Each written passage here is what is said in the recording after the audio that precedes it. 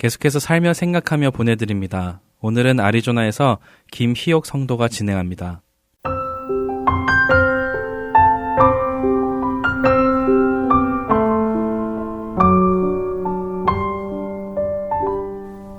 팬데믹에 막혔던 하늘길이 열리고 코로나 검사가 전면 해제되면서 저도 지난 6월과 7월에 걸쳐 4년 만에 고국에 다녀왔습니다.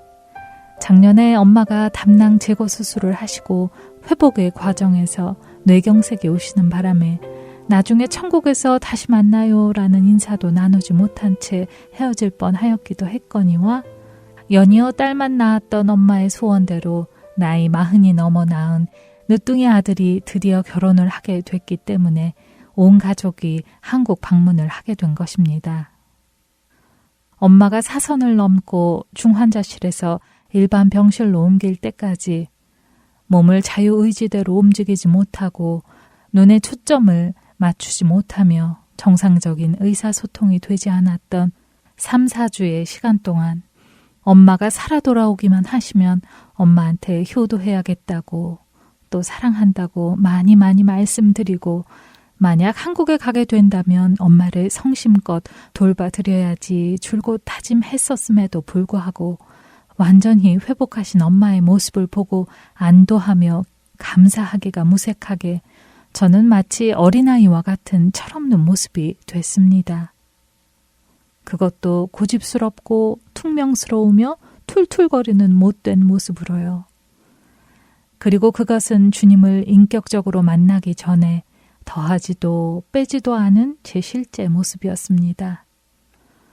엄마의 말씀을 경청하는 것에 온 마음을 쏟지 못했으며 여행을 간다고 또 친구를 만난다고 또는 필요한 것을 사러 간다며 시댁을 방문한다며 밖으로 돌고 돌았습니다. 제가 이곳 미국에 있으나 친정에 있으나 딸 자식을 하염없이 기다리시게 하는 것은 매 한 가지였습니다. 마음은 안 그랬는데 음식을 하면서도 피곤한 내색이 역력해서 엄마가 눈치를 보게 만드는 저는 참으로 못난 사람이었습니다. 처음 며칠은 그러한 사실을 인식하지 못했지만 2주 정도의 시간이 지나니 뭔가 낯설고 이상하다는 생각이 들었습니다. 아, 내가 왜 이러지? 나는 구원받은 그리스도인인데 나한테 왜 이전의 모습과 생각과 행동이 튀어나오는 거지? 그런 생각이 들면서 나 가짠가? 라는 생각이 들었습니다. 그러면서 많이 혼란스러웠습니다. 일단 감사와 행복이 넘치는 것은 분명한데 누려지지가 않았습니다. 친정에서의 나와 미국에서의 나의 모습이 내가 느끼기에도 너무나도 다르게 느껴졌기 때문입니다. 이것은 마치 초등학교 동창을 만나면 그 시절 그 행동과 그 말투가 튀어나와 마치 동심으로 돌아가는 듯한 모습과 유사한 것이 아닐까 하는 생각이 들었습니다. 사람은 특유의 냄새나 특정한 장소, 특별한 소리에 노출될 때 옛 기억 속으로 여행을 하게 된다고 합니다. 그것이 좋은 것이든 나쁜 것이든지요. 고향으로의 회귀는 저를 미국으로 이주하기 전에 젊은 날 철없던 시절의 모습으로 되돌려 놓은 듯 했습니다. 과거의 그 장소, 과거에 늘 함께 했던 우리 가족, 익숙한 집안의 냄새와 손때 묻은 물건들이 안온함을 느끼는 나른한 추억여행 속으로 저를 인도하는 것만 같았고 그것은 현재의 저의 의식에 여전히 영향을 미쳤던 것입니다. 인간은, 아니 적어도 저는 그렇게 나약한 사람이었던 것입니다. 저의 옛 습성과 죄성은 여전히 그대로인 것이었습니다. 다만 하나님의 강권적인 은혜로 인해 예수 그리스도의 보혈로 말미암아 나의 과거와 현재와 미래의 죄가 속량받았으며 그 보혈이 죄인인 나의 영육을 덮은 것이었습니다. 예수님의 보혈 때문에 죄 없다 인치심을 받은 것입니다. 한국에서의 나의 문제가 무엇이었을까를 고민하며 그렇게 친정 방문은 마무리됐고 미국으로 돌아오고 나서도 여전히 그 문제에 대해 물음표를 달고 지낸 지 3주가 지나고 새벽 예배 시간이었습니다. 목사님께서 안식년에 보름 동안 로드트립을 하신 적이 있다고 하셨습니다.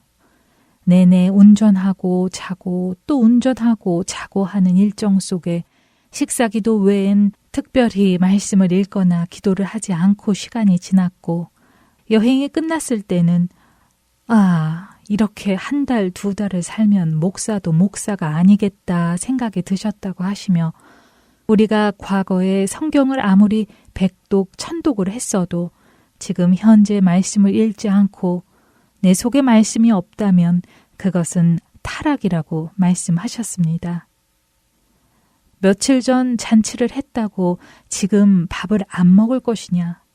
며칠 전 좋은 공기 들이마시고 왔다고 지금 숨을 안 쉴 것이냐라고 반문하시며 말씀과 기도는 영혼의 밥과 공기라는 말씀도 하셨죠.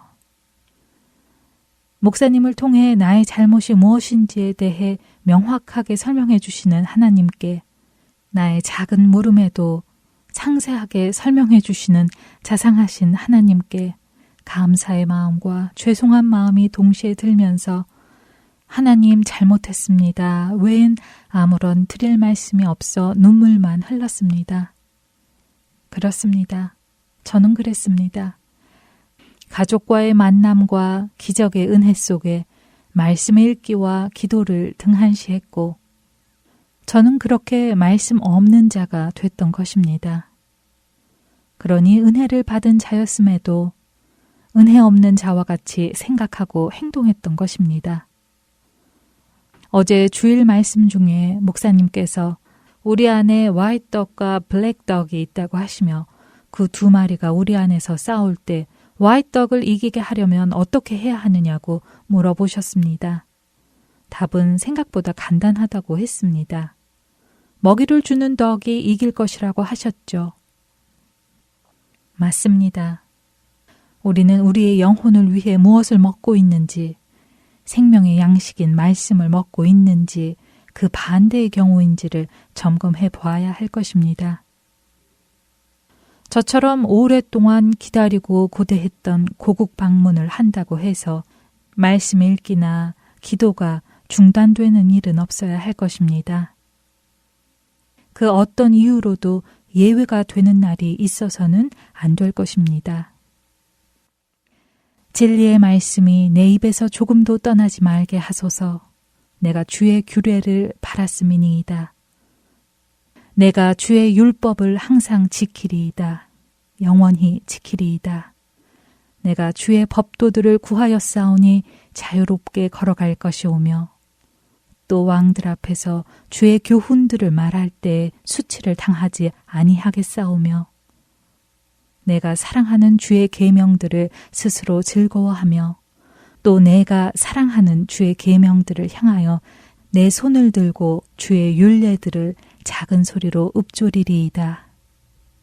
시편 119편 43절에서 48절의 말씀이었습니다.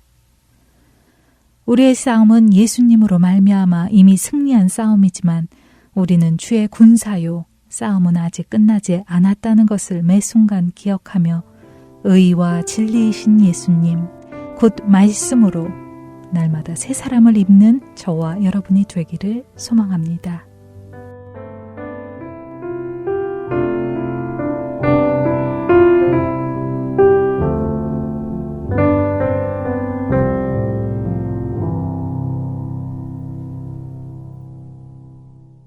알고 묘한 그 말씀 생명의 말씀은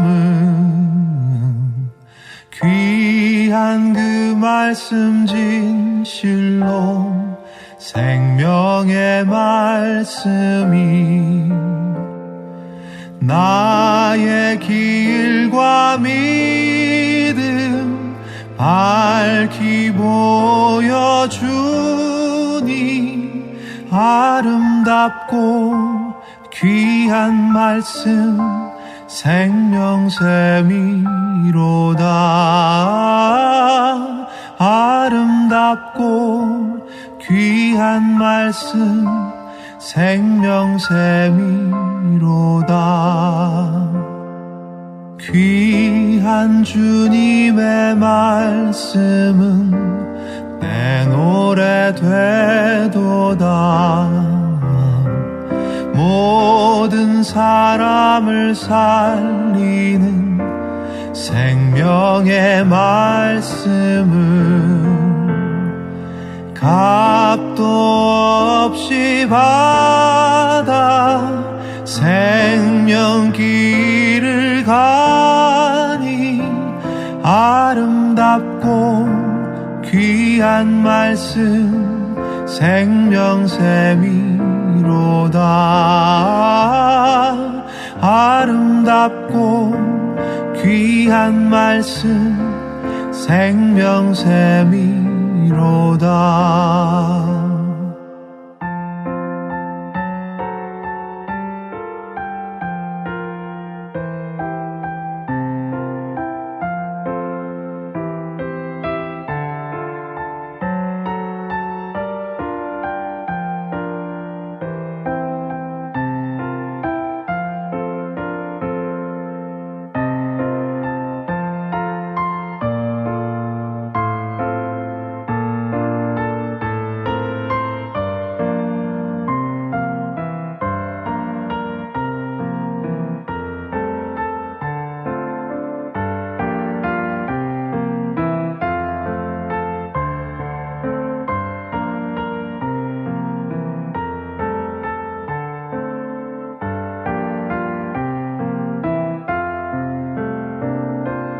널리 울리어 퍼지는 생명의 말씀은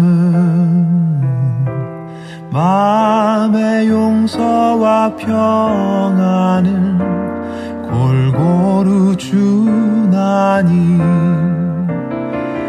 다만 예수 말씀 듣고 복을 받네.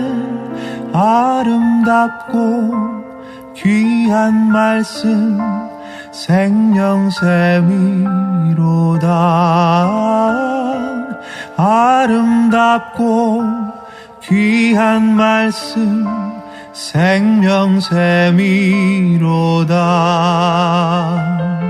아름답고 귀한 말씀 생명샘이로다. 아름답고 귀한 말씀 생명샘이로다.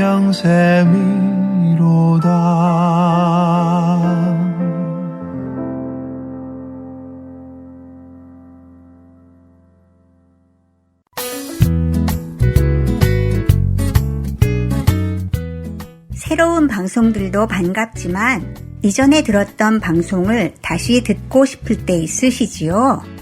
혹은 다른 사람에게 그 방송만 전해주고 싶을 때도 있으시지요? 저희 할트앤서울 복음방송에서는 그 방송만 모아서 따로 mp3 CD로 제작해 놓았습니다. 방송 모음 mp3 CD가 필요하신 분은 사무실로 연락 주시기 바랍니다. 사무실 전화번호 602-866-8999나 카톡으로 문의 주시기 바랍니다. 감사합니다.